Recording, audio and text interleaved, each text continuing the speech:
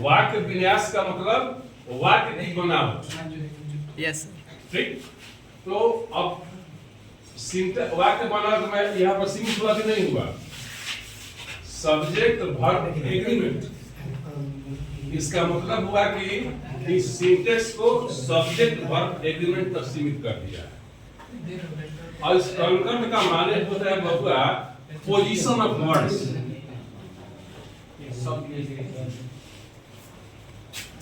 Position of words in a sentence, कि किसी वाक्य में किसी शब्द का क्या स्थान होना चाहिए यह पढ़ाया जाता था कंकर्ड, और उसी को सीमित करके कर दिया था सब्जेक्ट वर्ब एग्रीमेंट। ठीक है, तो सीमित करने का मतलब एक प्रकार का रिसर्च, कि बच्चों को पढ़ने में थोड़ी सहूलियत हो। और मान लो कोई भी सेंटेंस होगा बेटा, उसमें कहीं पर कहीं रख दोगे का ना, because the position of a word is always determined in a sentence. किसी वाक्य में किसी शब्द का स्थान नियत है कि इसी स्थान पर शब्द का प्रयोग होगा। ठीक, तो वही जो पढ़ाया जाता है वह चैप्टर कहलाता था कंकर्ड।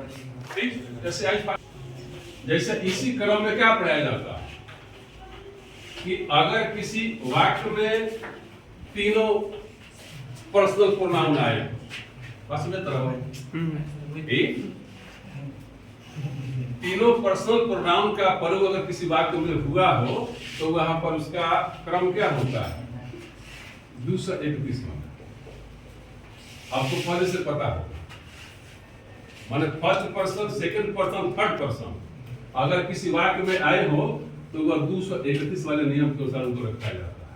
मतलब का पहले आएगा का सेकंड पर्सन, इसके बाद तो यही करा था पोजीशन ऑफ वर्ड्स। तो सिर्फ पर्सन की ही बात नहीं है, बल्कि सारे शब्दों के साथ किस शब्द का स्थान किस वाक्य में कहाँ होगा। तो यह थोड़ा टफ हो जाया करता था। तो अब इसको अलग करके सिर्फ क्या कर दिया, ठीक। अब इससे आप थोड़ा आगे पढ़ोगे तो वहीं पर पढ़ा जाता है पोजीशन ऑफ वर्ड्स।